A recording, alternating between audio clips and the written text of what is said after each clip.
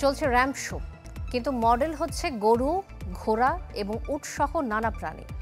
এমনই ব্যতিক্রমী আয়োজন চলছে রাজধানীর আগারগাঁওয়ে, আর এটি দেখতে উপচে পড়া ভিড় দর্শনার্থীদের।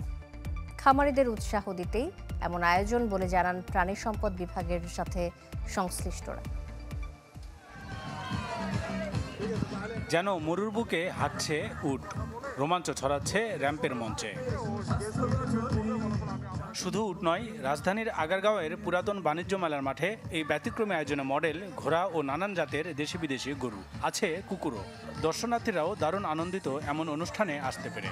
দেখতে আসে, ছবি তোলে, ভিডিও করে, ভালো লাগে দেখতে। পাখি, তারপর হলো গরু, তারপর হলো কুকুর, তারপর ঘোড়া, মুরগি, অনেক ভালো লাগছে। আমার এখানে খুব ভালো লাগছে। এখানে ঘোড়া আছে, তারপরে অনেক প্রাণী আছে, ওগুলো দেখে আমার খুব ভালো লাগছে। এখানে এসে আমি অনেক খুশি হয়েছি।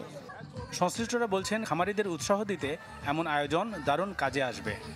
উন্নয়নশীল দেশ হিসেবে এটাও একটা প্রাণী জগতের একটা উন্নয়নের একটা উচ্চ শিখরে পৌঁছানোর একটা প্রক্রিয়া বলে আমার কাছে মনে হয়। যে শহরে যারা জন্ম হয়েছে, শহরে যারা বড় হচ্ছে, তাদের সঙ্গে কিন্তু এই পশু প্রাণীর কোনো সংযোগ নাই।